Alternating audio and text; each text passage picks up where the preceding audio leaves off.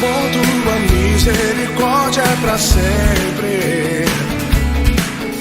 Senhor, tu és bom, tua misericórdia é pra sempre. Todos os povos te exaltarão, de geração em geração te adorarei. Aleluia, aleluia, te adorarei por tudo que és, te adorarei. Boa noite, louvado seja o Senhor. Muito bom, estamos aqui mais uma vez, né, para estarmos ministrando a palavra de Deus e, creio eu, né, uma palavra propícia para a véspera do Natal, da chegada, né, onde nós comemoramos, o mundo cristão comemora o nascimento de Cristo. É claro, talvez se houver alguém aqui, eu não sei, mas a grande maioria sabe que, na verdade, Jesus não nasceu no dia 25 de dezembro. Né? Desculpa aí se tem alguém que pensava assim, né? Ficar agora decepcionado, chocado com essa informação, mas não é. E a gente vai falar um pouquinho a respeito disso, dessa data, como surgiu, por que foi escolhida, né? Mas isso daqui a pouco. Mas antes disso, para introdução da nossa meditação, eu pediria por gentileza que abrissem a sua Bíblia no livro de Romanos, Epístola aos Romanos, a igreja do nosso Senhor e Salvador Jesus Cristo na cidade de Roma, capital do Império, escrita pelo apóstolo Paulo aos romanos, aos gregos, aos judeus que viviam em Roma, que se congregavam na igreja de Roma para adorar o Senhor, louvar o Senhor, para cultuá-lo, e também para nós, cristãos brasileiros do século XXI, moradores do município de São Gonçalo, estado do Rio de Janeiro, Brasil. Romanos capítulo 12, versos 1 e 2. O que o apóstolo Paulo estava falando para os irmãos seus contemporâneos da sua época e também para nós hoje à noite. E talvez esse texto tenha sido lido hoje, domingo, ao redor do mundo, em muitas outras igrejas, em muitas outras reuniões. Talvez esse texto tenha sido lido. Mas o que importa é que, pela graça e misericórdia de Deus, estamos aqui reunidos para sermos ministrados pelo Espírito Santo. E diz assim a palavra do Senhor: rogo-vos, pois, irmãos, pelas misericórdias de Deus, que apresenteis o vosso corpo por sacrifício, o quê? Vivo, santo e agradável. A quem? A Deus, que é o nosso culto racional, que é o nosso culto verdadeiro, genuíno. O nosso culto, os louvores, a mensagem, os dízimos e as ofertas, tudo isso faz parte do nosso culto a Deus. O nosso serviço, departamento infantil, obreiros, músicos, faz parte do nosso culto a Deus. Mas ele está falando do nosso culto genuíno, que engloba esse sacrifício, apresentar o nosso corpo, a nossa vida, a nossa mente, o nosso coração, pensamentos e sentimentos como um sacrifício vivo, não morto, não algo morto, mas vivo, santo, separado das coisas do mundo e agradável, consequentemente agradável a Deus. O culto, ele pode ser agradável a nós homens? Sim, é claro que pode. Mas tem que ser principalmente agradável a Deus. Porque ele pode ser muito agradável, muito palatar para nós. Mas se não for agradável a Deus, não estamos fazendo nada, não estamos cultuando a Deus. Se Ele não está se agradando, se Ele não está se alegrando, estamos aqui reunidos em vão. Por isso, nós nos esforçamos, nós nos esmeramos para apresentar a Deus as nossas vidas e o nosso culto a Ele como algo vivo, santo e agradável. Verso 2: E não vos conformeis com este século, mas transformai-vos pela renovação da vossa mente. Não é a Bíblia que precisa ser renovada. Não é. Ela é eterna. O que precisa ser renovado é a nossa mente. O que precisa ser transformado é a nossa mente e não a palavra de Deus. Não surgir com novas interpretações, novos entendimentos. Porque sabe como é o mundo atual, o mundo moderno? E aí nós vamos adaptar a palavra de Deus ao mundo moderno? A cultura dos nossos dias? Não. A própria palavra de Deus, autoridade sobre as nossas vidas, diz que nós não podemos nos conformar, tomar a forma, pensar como o mundo pensa, sentir como o mundo sente, viver como o mundo vive. Nós somos separados. A palavra santo significa separado por Deus. Para quê? Para termos pensamentos, sentimentos, uma maneira de viver. Os nossos princípios são diferentes dos princípios que o mundo prega como normal, normalizando o erro, o pecado. Aquilo que era pecado há 2000 anos atrás, 4000 anos atrás, continua sendo pecado hoje. E será até que Cristo volte. Pois Ele mesmo afirmou que nem um i, nem uma vírgula, nem um tio da sua palavra cairia por terra. E assim sendo, não nos conformando com este século, mas transformando, renovando a nossa mente pela palavra de Deus, poderemos o quê? Experimentar qual seja a boa, agradável e perfeita vontade de Deus. Por que a palavra de Deus, para muitos, não é boa, não é agradável e não é perfeita? Porque ainda não tiveram suas mentes e corações transformados e renovados pela palavra. Porque quando nós somos alcançados por essa palavra verdadeiramente, não na superfície,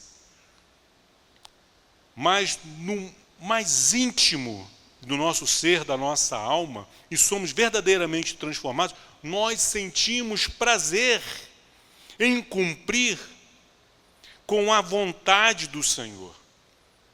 E vemos o quanto ela é boa, o quanto ela é agradável e o quanto ela é perfeita para as nossas vidas. Essa é a introdução da nossa meditação e daqui a pouco vocês vão entender do porquê não nos conformar, não ter esse pensamento, mas estarmos sempre nos transformando, renovando diariamente. Assim como nós temos a necessidade de fazer a nossa higiene física, nossa higiene pessoal, todos os dias temos que escovar os dentes, temos que tomar banho, temos que fazer a nossa higiene física, nós também temos que estar fazendo essa higiene mental. Porque estamos o tempo todo sendo atacados através daquilo que vemos, daquilo que ouvimos, daquilo que lemos, e contaminados. E precisamos, então, transformar, renovar a nossa mente, purificar, para nos mantermos saudáveis, espiritualmente falando e emocionalmente falando. Amém? Enquanto você abre a sua Bíblia agora em Lucas, capítulo 2, estarei fazendo uma breve oração aqui, pedindo a Deus a sua graça e misericórdia sobre as nossas vidas. Pai amado, Pai querido, louvado e bendito seja o teu santo nome. Senhor, a ti toda a honra, toda a glória e todo o louvor. Obrigado, Senhor, por esta oportunidade que o Senhor nos concede de estarmos prestando a ti o nosso culto racional. Que seja um culto vivo, santo e agradável a ti. Muito obrigado. Que o teu Espírito Santo seja com cada um de nós. Ajuda-me, Senhor, a transmitir a tua palavra, que é verdade e vida. Muito obrigado, Deus, em nome de Cristo Jesus, seu Filho amado. Amém. Lucas capítulo 2. Já conhecemos um pouco, né, da história, da anunciação do nascimento de Jesus. Maria, uma jovenzinha, moradora da cidade de Nazaré, foi visitada pelo anjo Gabriel, que dá a ela a notícia de que ela foi agraciada para ser a mãe do Salvador, do Cristo, do Messias. E tem aquele diálogo, como pode, eu sou virgem e tal, mas é fruto do Espírito Santo. Ela comunica ao seu noivo José. É claro, ele ficou, que história estranha é essa? Mas a Bíblia diz que ele era um homem justo. Ele ficou meditando naquilo. E por ser justo, no nosso dicionário português, justo é aquele que pratica justiça, que procura viver dentro da verdade, daquilo que é certo, daquilo que é correto. Mas no dicionário de Deus, quando Deus chama uma pessoa de justa, ela vai além do que alguém que cumpre com a lei humana. O justo, ele é alguém que é bom, que a sua bondade, que a sua justiça vai além da bondade e da justiça humana. Pela lei, José poderia denunciar Maria. Pela lei, ela deveria ser morta. Pela lei, ele deveria ser o primeiro a lançar a pedra que mataria Maria. Mas Deus diz que José era justo. E ele não quis fazer isso.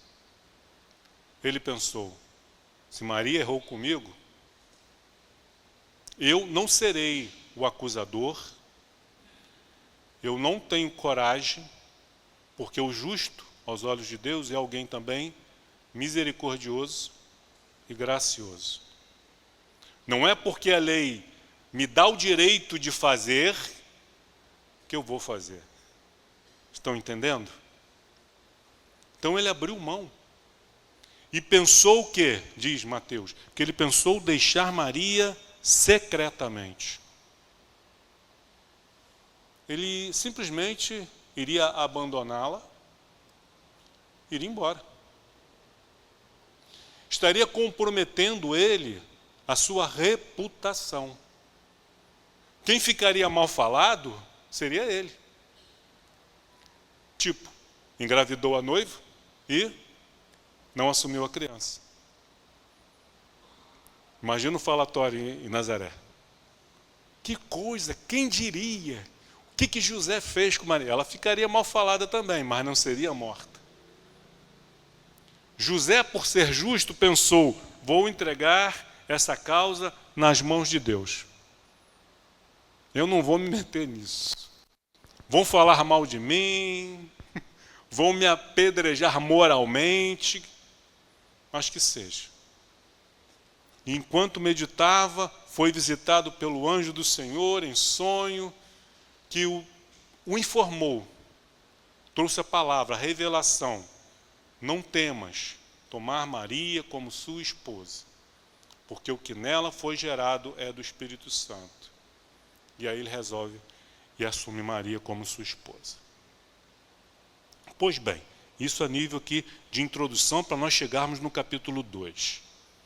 Mas como já foi dito inicialmente, o Natal, o nascimento de Jesus não se deu no dia 25 de de dezembro.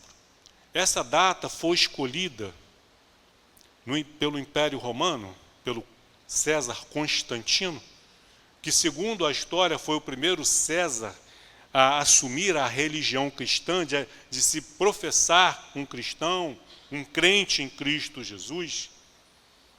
Então ele começa a pegar as datas festivas, as datas pagãs, que os romanos comemoravam, as entidades gregas e romanas, ele, na tentativa de cristianizar essas datas festivas, ele elegeu essa festa do dia 25, que era uma celebração ao Deus Sol, e estipulou, não, aqui agora nós não vamos estar mais celebrando o Deus Sol, mas o nascimento de Jesus Cristo, Filho de Deus, o Sol da Justiça. Eles foram fazendo essas adaptações. Estão entendendo? Então, a partir então do quarto século, mais ou menos, terceiro por quarto século da era cristã, os cristãos no mundo todo, dominado pelo Império Romano, passaram a celebrar o nascimento de Cristo nessa data. E assim foi, tradicionalmente, tanto pelos católicos como pela Igreja Ortodoxa. E no século XVI, com o advento do protestantismo, os protestantes deram continuidade a celebrar o nascimento de Cristo nessa data. Acontece que na Turquia, por volta do final do terceiro século para o quarto século, havia na Turquia um bispo cristão que era muito conhecido, Nicolau. Ele era muito conhecido pela sua generosidade, pelas suas obras de caridade. Ele era um cristão, então ele praticava generosidade, obras de caridade. Normal, algo que qualquer cristão pode fazer. Mas além disso, o que ele fazia? No seu aniversário, na data do seu aniversário, ao invés de receber presentes, o que ele fazia? Ele dava presentes para as crianças carentes. Ele comemorava o seu aniversário, ele, em gratidão a Deus, ele não fazia isso para ser salvo, por causa das boas obras, não era generoso para conseguir um lugar nos céus, mas porque ele recebeu um presente de Deus, que foi o perdão dos seus pecados, a salvação, a vida eterna, ele decidiu ser generoso também. Quando nós agimos com generosidade, nós estamos imitando o nosso Pai celestial. E que na sua palavra, de Gênesis a Apocalipse, incentiva isso. A caridade com os necessitados, com os órfãos, com as viúvas. Então ele não fazia nada além de praticar o amor cristão. Mas esse homem, então, no dia do seu aniversário, em vez de ganhar presente, em vez de gastar fortuna com festa de aniversário, foi uma decisão dele, de comemorar o seu aniversário presenteando crianças carentes. E aí, por volta do ano de 1881, alguém conhecendo a história de Nicolau, decide então criar um personagem chamado de Santa Claus, nos países de língua inglesa, Papai Natal, em Portugal, e no Brasil ficou conhecido como Noel, porque Noel, traduzido do grego para o português, seria Natal. Então pegaram o Noel e criaram o personagem do Papai Noel. Por comércio. Pegaram uma história de um homem que não tinha nada a ver com comércio, que era um cristão, como a história de muitos cristãos, como Maria, José, Paulo, Pedro, né? A história de Cosme e Damião. do Jorge, soldado romano, que morreram. O Cosme Damião original e o Jorge, soldado romano, morreram por se recusar a praticar a idolatria. E hoje, os seus devotos praticam a idolatria. Não faz sentido. Mas a culpa não está nessas pessoas. O problema não está em Nicolau. O problema está em quem aproveitou a história dele para deturpar, distorcer. No acontecimento, mais um exemplo, no acontecimento do dilúvio. Qual foi o símbolo que Deus colocou nos céus como aliança dele com os homens depois do dilúvio? Ele mostrou, então ele revela para Noé, coloca no céu algo inédito, que nunca tinha acontecido. Foi o quê? O arco-íris. Aí o mundo pega agora o arco-íris e utiliza esse símbolo de Deus para criar, então, um símbolo de algo que vai contra os princípios de Deus. Deus criou o sol, o homem adora o sol. Deus criou a lua, o homem adora a lua. Deus criou os anjos e o homem adora os anjos. O problema está no homem. O problema está na humanidade, que distorce tudo o que Deus cria, tudo o que Deus faz. Isso em 1881. Então cria esse personagem que vai ganhando o mundo. Em 1931, o escritório de divulgação, de propaganda da Coca-Cola, até nisso a Coca-Cola é ruim, até nisso ela não presta, pega esse personagem e transforma no garoto propaganda da empresa. E a Coca-Cola, então, também é uma empresa mundial, está no mundo todo. Inclusive em países comunistas, está lá. E aí pega esse personagem que o mundo transformou num ser onisciente. É onisciente ele. Porque ele só presenteia as crianças boas. As crianças que se comportaram o ano todo, que foram bem, passaram na escola. Essas vão ganhar presente, as outras não. Então ele conhece as crianças do mundo todo. Além disso, ele é onipresente, porque numa única noite ele consegue estar em todos os lugares presenteando todas as crianças boas. Filhas dos pais bons. Porque se os pais não são bons, não ganham presente. Então, e também ele é onipotente, né? Porque ele tem um trenó com renas que voam. É algo assim impressionante, o poder e a quantidade de presentes, de brinquedos que ele consegue carregar dentro daquele saco mágico. E aí esse personagem vai ganhando o mundo. O governo finlandês, muito espertamente, aproveita e cria lá na Lapônia, para incrementar o turismo no país, cria então a Vila do Papai Noel. Vão lá, constrói lá uma vilazinha, aí botam um homem lá vestido de Papai Noel, Mamãe Noel, e aí entra agora os elfos, os doentes, seres mágicos. Que demônio é esse? Papai Noel é um personagem diabólico, que tem como ajudante seus demônios. É uma mentira.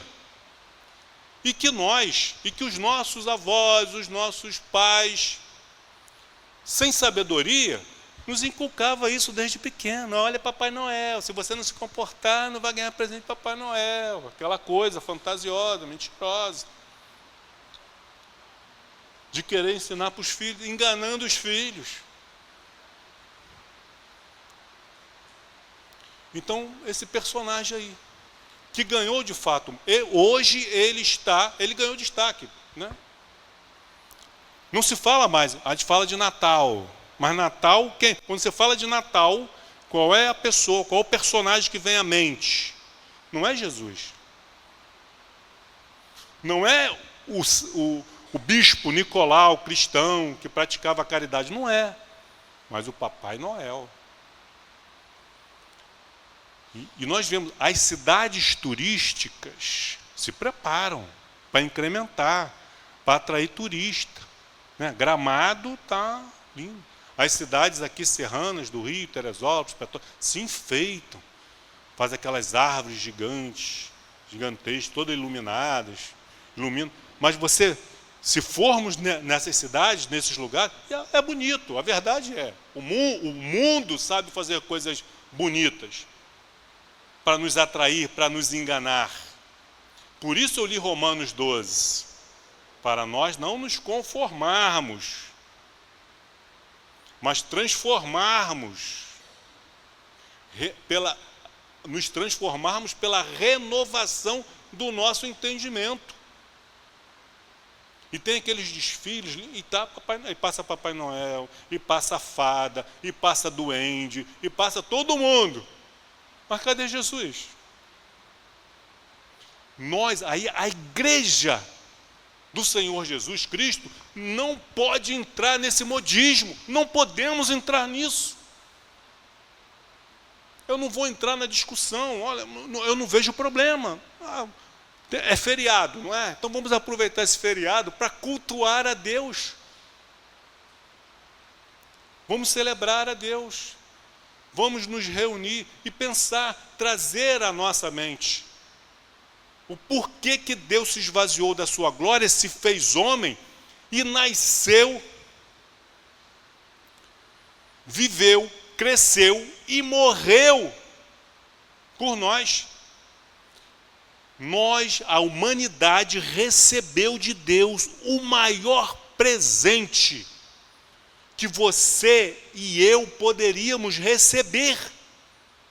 Nada neste mundo, nem todos os tesouros deste mundo, das riquezas deste mundo, podem se comparar ao presente que Deus nos deu. Porque essa vida vai passar, todos nós vamos morrer. E depois, a eternidade. Deus nos deu a eternidade na glória.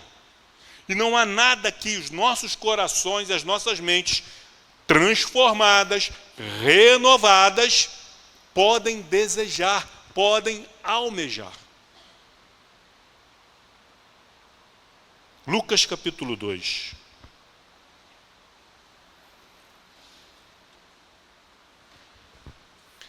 Naqueles dias foi publicado um decreto de César Augusto, o César da época, convocando toda a população do império para recensear-se, não só de Israel não, mas de todo o Império Romano, para recensear-se. O primeiro recenseamento foi feito quando Quirino era governador da Síria. Um dado histórico aqui, para que os historiadores possam se localizar na história e ter uma ideia de quando mais ou menos aconteceu esse censo. Versículo 3, diz Lucas: todos iam alistar-se, cada um à sua própria cidade. José estava em Nazaré, mas ele era de Belém. Então ele precisava sair de Nazaré para ir para Belém. Versículo 4. José também subiu da Galileia, da região da Galileia, da cidade de Nazaré, e foi para Judéia, cidade de Davi, porque José era descendente de Davi. O Messias tinha que ser da descendência de Davi. Por isso, José e Maria foram escolhidos, porque eles preenchiam os requisitos. Ambos eram justos aos olhos de Deus, e José era descendente de Davi. Então ele sai, de Nazaré e vai para Belém, por ser ele da família de Davi. Uma viagem de 156 quilômetros. Então as irmãs aí, que já foram mães, que já deram luz a filhos, consegue se imaginar, no 9º mês de gestação, fazendo uma viagem desconfortável, não é de carro não, com ar-condicionado ligado não, uma viagem de 156 quilômetros, no 9º mês de gravidez.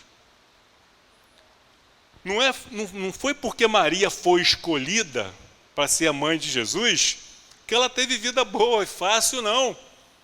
Mas os cristãos de hoje acham que porque Jesus me salvou, Ele vai me dar vida boa e fácil. Se não deu para a própria mãe. E há um porquê nisso. Não é porque Deus é perverso, porque é mal, não. Mas há um propósito em tudo o que Deus faz. E o propósito é sempre, no final, o nosso bem. É o nosso progresso, é o nosso crescimento, é a nossa felicidade, para, no fim, o nosso bem maior, que é a salvação. Já estavam casados. Maria tinha que ir junto, porque era mulher de José. César Augusto, quando assinou esse decreto, ele não quis saber disso. E as mulheres que estiverem grávidas, os doentes, os enfermos, como é que vão fazer? Problema deles. Eu sou César, eu decretei.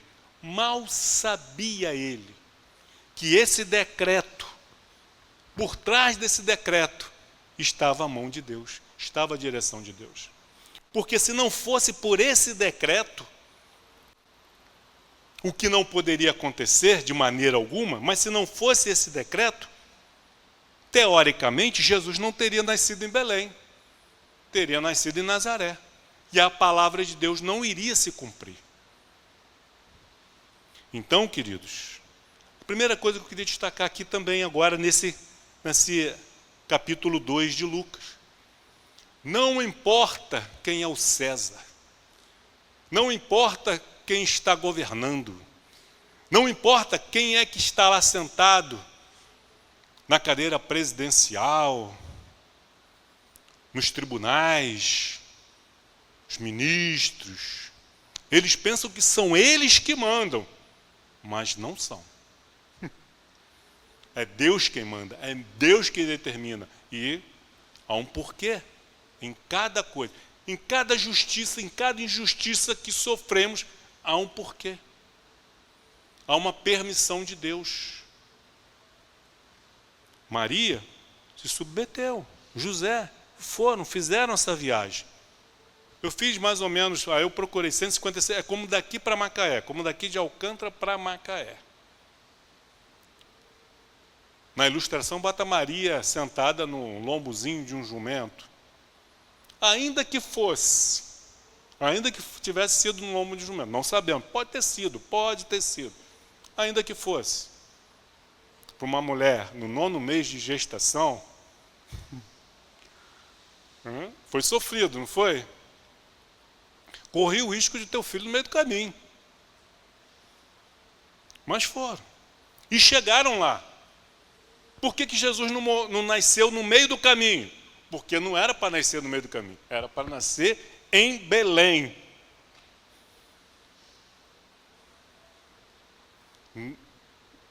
Nem próximo, para nascer em Belém, para que a palavra de Deus se cumprisse. E foi. Versículo 5, a fim de alistar-se com Maria, sua esposa, que estava grávida. Estando ali, chegaram. Procuraram acomodações. Mas Belém, que era uma aldeia, não era uma cidade, era uma aldeia pequena, que não tinha nem 1000 habitantes, segundo historiadores, os arqueólogos, eles dizem que era na época de Jesus, que Jesus nasceu, era uma aldeia pequena, que não tinha nem 1000 habitantes. Então não tinha tantas casas assim. Não era uma cidade turística como é hoje. Né? A figura de Jesus não era explorada comercialmente como é hoje, lá em Israel. Eles não creem em Jesus, mas eles se aproveitam do nome de Jesus. Eles recebem cristãos do mundo todo. Aí você vai lá em Belém, lá tem, foi aqui nessa gruta que Jesus nasceu. Será que foi ele mesmo? Mas eles dizem que foi, porque isso gera comércio, turismo, dinheiro, e assim fazem em todo Israel. Turismo, comércio. Se havia comércio na época de Jesus, quando ele vira a mesa dos cambistas, quando ele expulsa os vendedores, já havia antes e continua havendo até o dia de hoje, comércio. Então, não havia onde se hospedar. Versículo 7. Ela deu à luz a seu filho. O que está escrito ali? Unigênito? Primogênito. Por que não está unigênito? Segundo os católicos, Maria só teve um filho, só Jesus. Não é isso? Então ele não é primogênito, ele é unigênito. Se a Bíblia bota Jesus como primogênito, é porque ela teve outros filhos. Pelo menos mais um ela teve. E pela palavra de Deus, nós sabemos que só de filhos homens ela teve mais 4. Depois, a Bíblia diz, Mateus fala, que José a tomou como esposa e não a conheceu até que desse à luz. Depois que deu à luz, marido e mulher. Normal. Ela deu à luz ao seu filho primogênito. O que ela fez? Segundo o costume da época, enfaixou o menino e o deitou numa manjedoura. Porque Jesus nasceu num estábulo. Não havia lugar. O único lugar que havia... Olha, tem um estábulo aqui. Ela deu à luz a Jesus num estábulo, onde tinha ali animais típicos daquela região. Ovelhas, cabritos, cabra, bode. Tinha animais ali que as pessoas criavam e à noite recolhiam no estábulo. José pega então, limpa, né, a manjedoura, que é um móvel, né, ou de pedra ou de madeira, onde se colocava água ou comida para os animais. Ele pega aquela manjedoura, limpa aquela manjedoura, coloca um pouco de palha para dar um pouco de conforto, coloca ali um panozinho limpo ali e coloca o Jesus ali, recém-nascido, enfaixado, deitado ali naquela manjedoura. Quem diria? O Filho do Deus vivo, todo-poderoso, Criador dos céus e da terra, o Senhor do ouro e da prata. O seu filho nasce numa manjedoura, no meio dos animais, porque não havia lugar para ele entre os seus iguais, entre os seus semelhantes. O Natal serve para isso, para a gente parar de murmurar, para a gente parar de reclamar. Eu queria isso, eu queria aquilo. A gente reclama do desconforto que a gente tem, né? De todo dia ter que pegar ônibus lotado, ir para o trabalho, engarrafamento, e essa dificuldade, essa vida difícil. A vida dos pais de Jesus foi fácil? A vida de Jesus foi fácil? A vida dos homens e mulheres de Deus, tanto do Antigo Testamento quanto do Novo, foi fácil? Mas a teologia de muitos pregadores, de muitas igrejas hoje do nosso século, é vida boa. Aceite Jesus e você vai ser rico, você vai ser próspero, você vai ser empresário. Mentira. Por isso precisamos fazer como Paulo nos orientou em Romanos 12. Não nos conformar com este século, inclusive com o falso evangelho que está sendo pregado hoje no nosso século. Numa manjedoura. porque não havia lugar para eles na hospedaria. Estava tudo lotado. Versículo 8. Havia naquela mesma região, próximo ali de Belém, no entorno de Belém, naquela mesma região, pastores que viviam nos campos e guardavam seu rebanho durante as vigílias da noite. Ao contrário do que muitos pensam, a profissão, o ofício de pastores de ovelhas não era uma profissão desejada ou reconhecida em Israel. Eles eram necessários, eles eram importantíssimos para a economia do país e para a religião do país. Porque da onde vinham os animais que eram sacrificados no templo? Do trabalho, graças ao trabalho desses homens. Mas não era reconhecido. Ninguém queria ser pastor. Era um ofício que às vezes ia passando de pai para filho, e tinha filhos de pastores que não queriam ser pastores. Por quê? Era um trabalho duro, árduo. Não era bem remunerado. E viviam ao relento. Se durante o dia eles tinham que se preocupar de encontrar pastos para as ovelhas, encontrar água, e ao mesmo tempo cuidar para nenhuma delas se perder, à noite, eles tinham que ficar acordados. Eles não tinham um teto sobre a sua cabeça, não tinham uma cama limpinha, confortável para dormir, ter uma noite de sono tranquila. Não. Porque eles tinham que vigiar o rebanho. Por causa dos ladrões, por causa dos predadores. Então, eles não tinham residência fixa. As mulheres, os pastores, sabiam que ia viver no relento, em cabana, em tenda. Os filhos, a família. Eles tinham que dar o jeito dele. Quando chegava no sábado, na sexta-feira para o sábado, eles já tinham que dar um jeito para no sábado eles não quebrarem a lei. E aí quando terminava o sétimo dia, para o primeiro dia, aí começava tudo de novo. Mas foi para essa classe de trabalhadores, de gente humilde e desvalorizada pela sociedade, foi a este que Deus enviou o seu mensageiro, enviou o seu anjo. Os pastores foram os primeiros a receberem a notícia do nascimento do Salvador. Eram os que estavam acordados à noite. Enquanto Belém dormia, os pastores estavam lá na vigília, tomando conta das ovelhas. E foi para essas pessoas humildes que Deus enviou o seu mensageiro para anunciar o nascimento do Cristo. Jesus, o Cordeiro de Deus.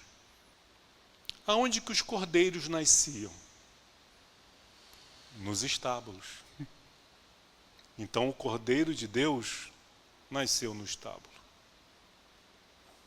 Jesus, ele é ao mesmo tempo o sumo sacerdote que mata o cordeiro, ao mesmo tempo que ele é o sumo sacerdote que mata o cordeiro, ele é o cordeiro.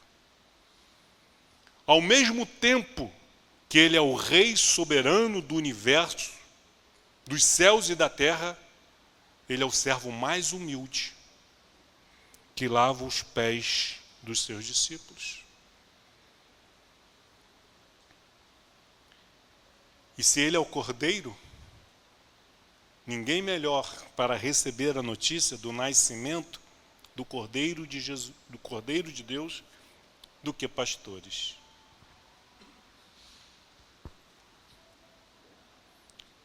Versículo 8.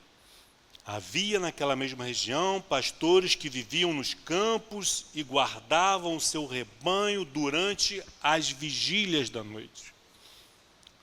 4 vigílias. A primeira, das 6 até as 9. Segunda vigília, das 9 até a meia-noite. Segunda vigília, da meia-noite às 3 da manhã. Quarta e última vigília, das 3 às 6, quando o dia nascia. Então eles tinham ali, eles se revezavam. Olha, eu vou trabalhar, deixa as ovelhas por minha conta na primeira vigília. Eu vou tomar conta delas, eu vou vigiar. Os outros vão dormir. Trabalharam o dia inteiro. No fim da primeira vigília, revezava, trocava. Em suas vigílias, durante as vigílias da noite. Aí surge o que? De repente, no meio da noite, não sabemos se foi na primeira vigília, segunda, terceira ou quarta vigília. A palavra não nos informa. Versículo 9. E um anjo do Senhor desceu aonde eles estavam. E o que aconteceu? A glória do Senhor brilhou ao redor deles.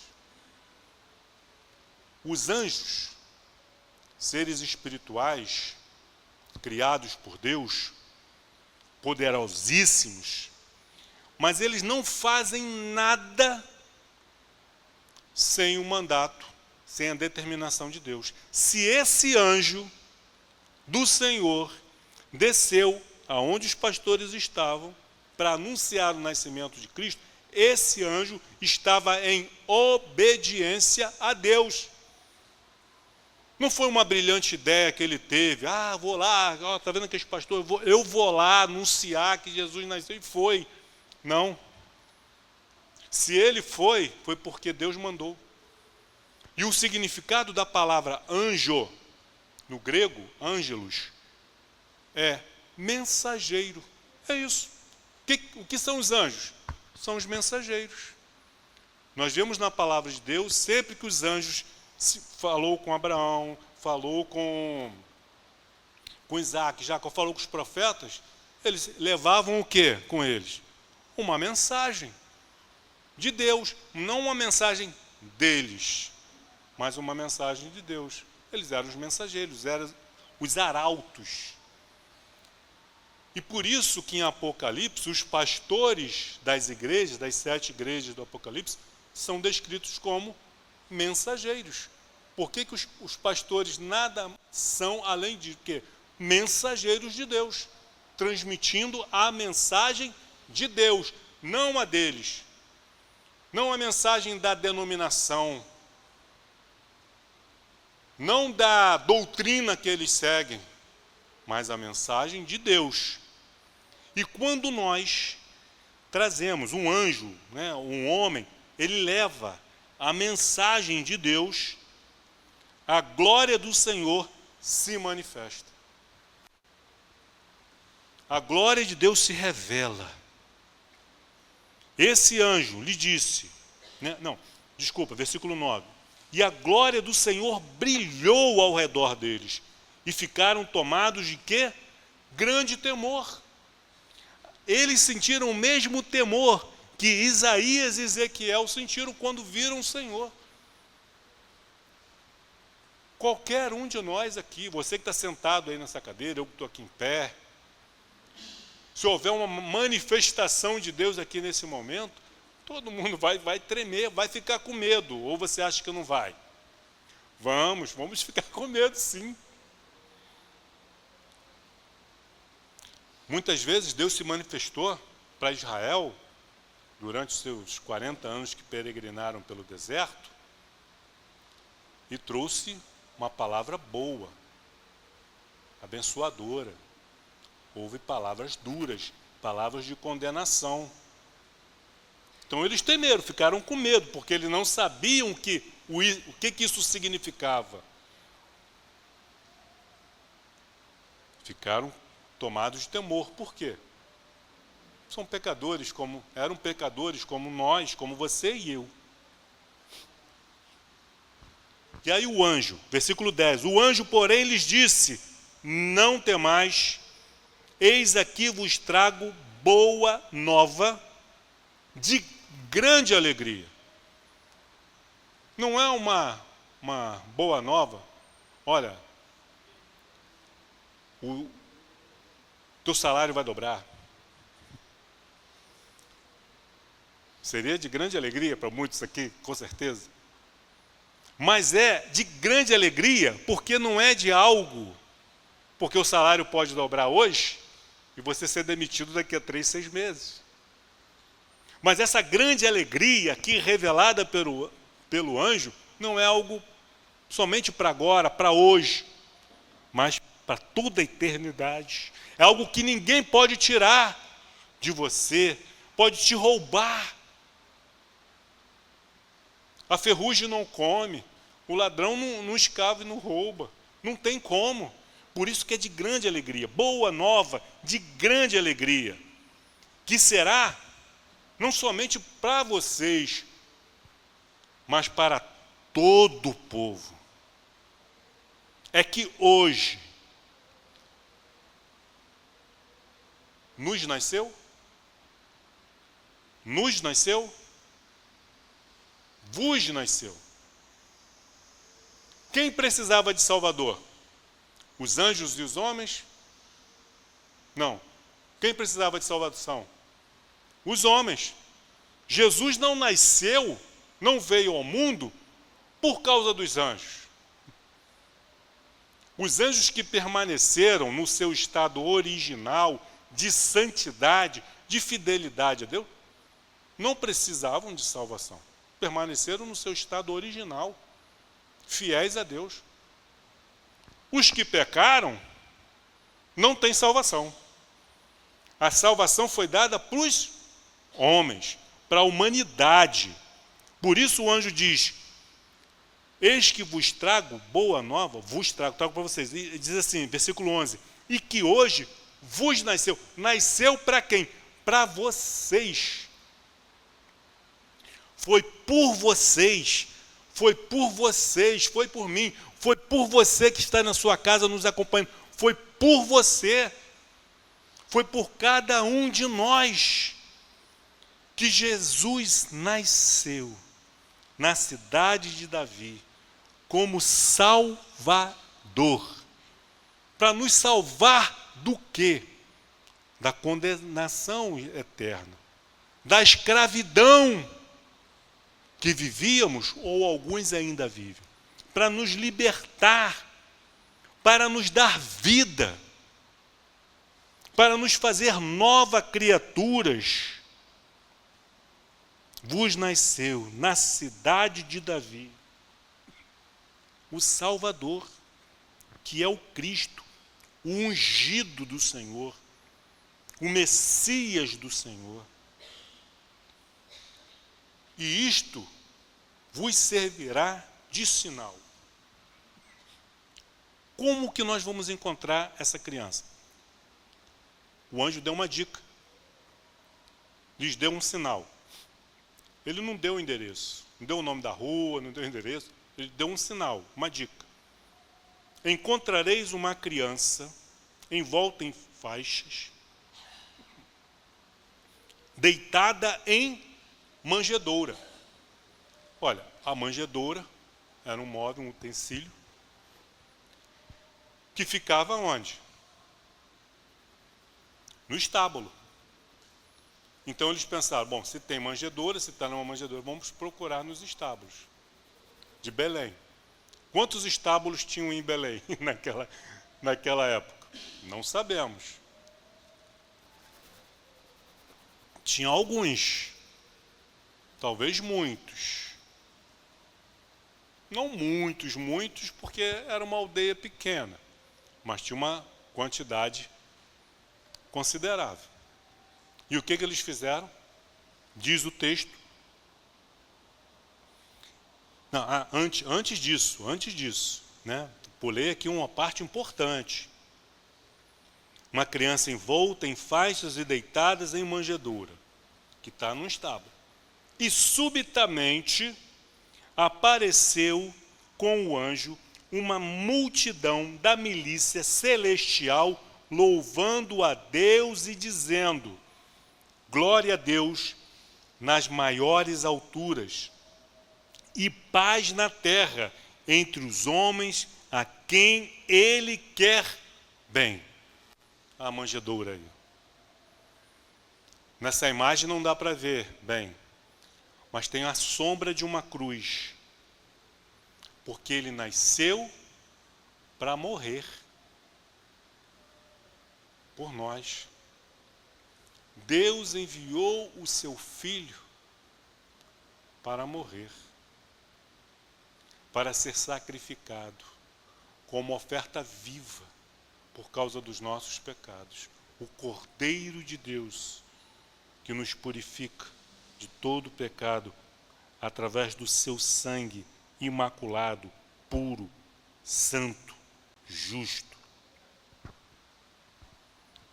E se o primeiro anjo, o primeiro mensageiro, ele não foi ali por conta própria, por uma decisão própria, movido pela sua vontade, pelo seu querer, pela sua ideia, não.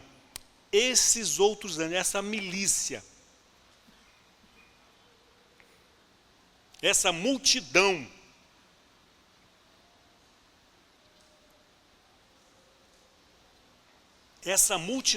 da milícia celestial, é para dar uma ideia, é que ali estava todas as categorias, toda a hierarquia dos anjos, dos maiores aos menores. Uma multidão composta, né, por todos. Toda a milícia celestial, todos os seres angelicais que nos céus adoram ao Senhor dia e noite. E o que essa multidão da milícia celestial cantava? Louvando a Deus e dizendo: glória a Deus nas maiores alturas. Os anjos estão louvando a Deus, glorificando a Deus, não pelo que Deus está fazendo por eles, porque eles não tinham necessidade disso, mas pelo que Deus está fazendo pela humanidade. Deus manifestando a sua graça e a sua misericórdia pelos homens pecadores. Esses anjos testemunharam todas as atrocidades, todo o mal que a humanidade veio fazendo. E eles começaram a louvar e glorificar a Deus por ver materializado naquele bebê, naquela criança recém-nascida, o amor de Deus, a bondade de Deus, a graça de Deus, a misericórdia materializada. Deus não amou apenas de palavras, não de boca, eu te amo, mas de verdade. De verdade. Glória a Deus nas maiores alturas, exaltado seja o Senhor. E paz na terra, entre os homens a quem Ele quer bem. Os anjos não questionaram. Como é que pode Deus querer bem do homem? Não questionaram. Eles simplesmente adoraram. Louvaram o Senhor pela demonstração de tão grande amor e paz na terra entre os homens a quem Deus quer o bem. Deus não quer o seu mal. Deus quer o seu bem. Nem que para isso Ele tenha que te corrigir, Ele tenha que te repreender, Ele tenha que dizer não para nós, porque Ele nos ama. O pai que não ama, está nem aí, não quer saber com quem que o filho está andando, o que está fazendo, deixando de fazer, desde que não me crie problema, porque também se criar problema vai ver.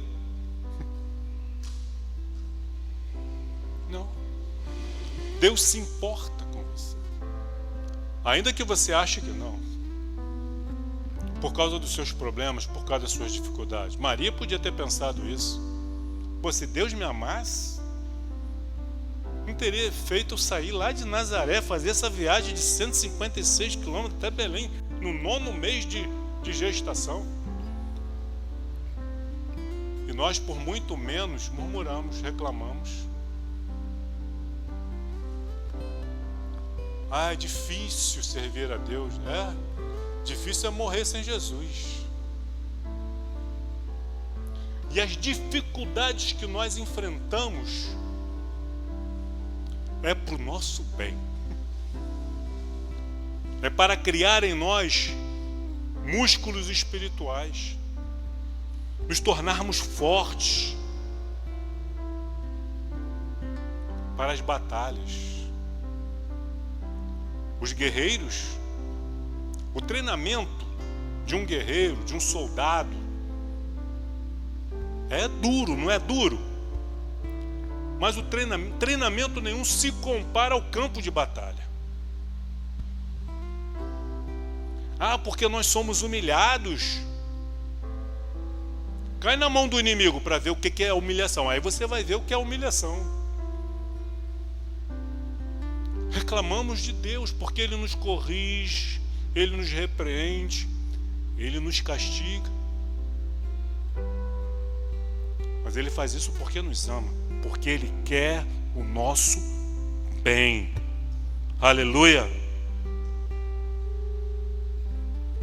Não quer ser repreendido por Deus? Não quer ser corrigido por Ele em amor? Experimenta. Estou falando assim de maneira... Não estou mandando ninguém fazer isso, mas experimenta. Cai na mão do inimigo para você ver o que é ruim. Sai do aprisco. Eu tenho que viver nesse aprisco. Eu tenho que ser conduzido pelo pastor para o pasto que ele diz que é bom. Mas eu quero ir para aquele lá, mas o pastor me manda para lá.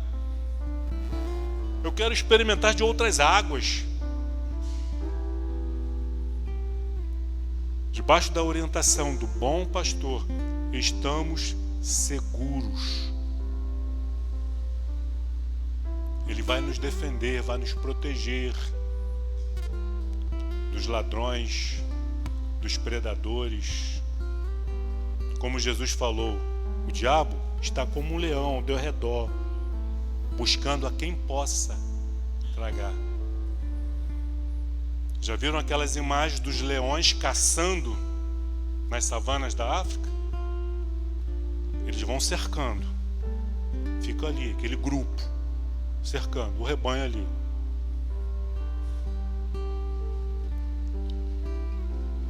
E aí tem um que se mostra, que se revela.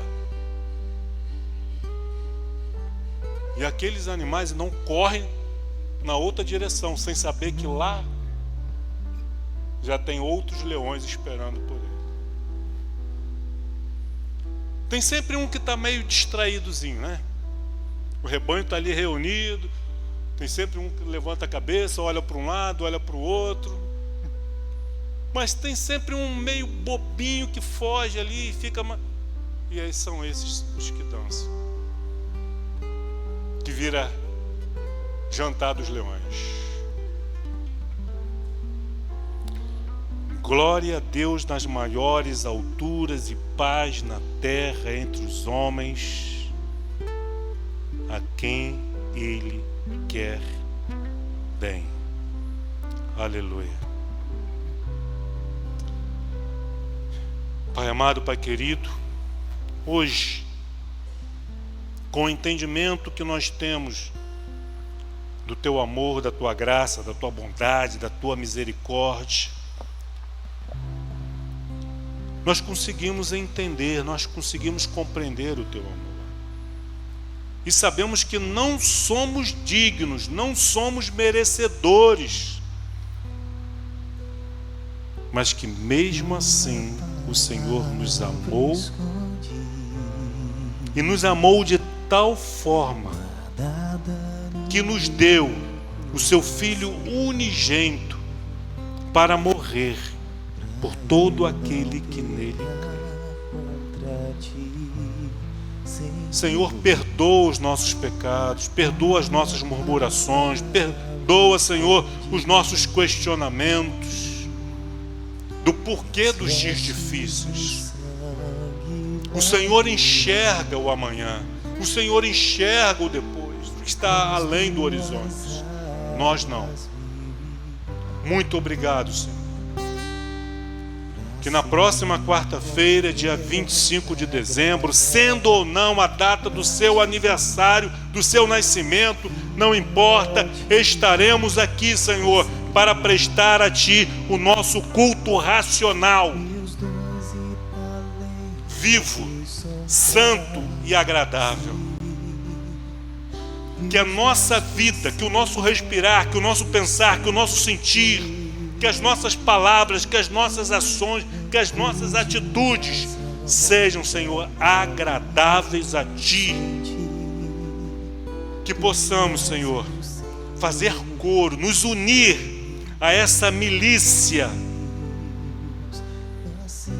celestial e a Ti declarar: glória a Deus, glória a Deus nas maiores alturas, e proclamar, sermos mensageiros do nascimento de Cristo, o nosso Salvador,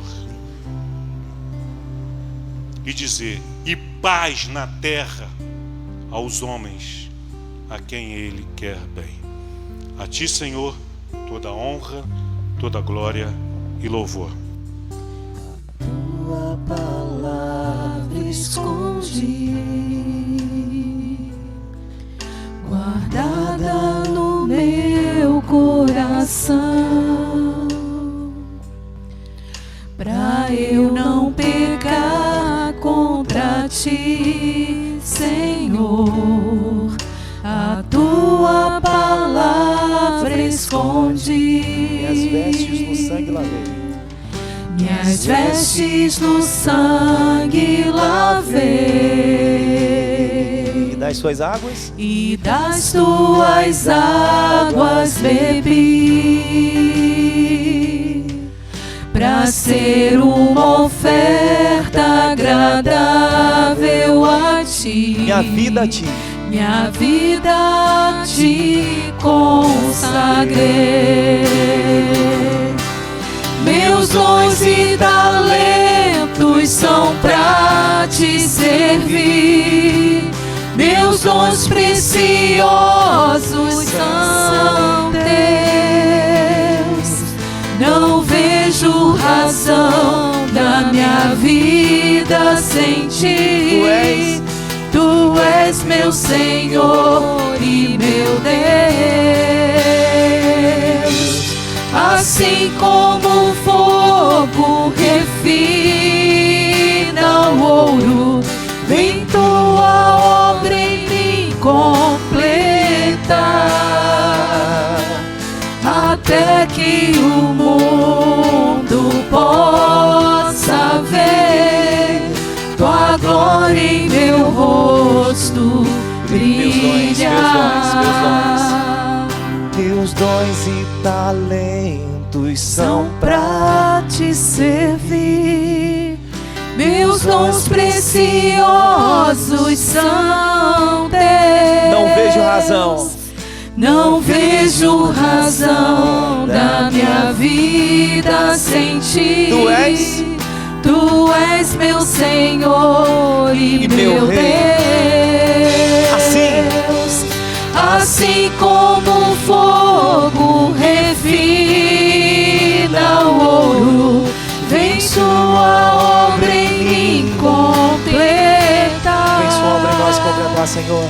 Até que o mundo possa ver Tua glória em meu rosto brilhar. Até que o mundo possa ver Tua glória em meu rosto brilhar.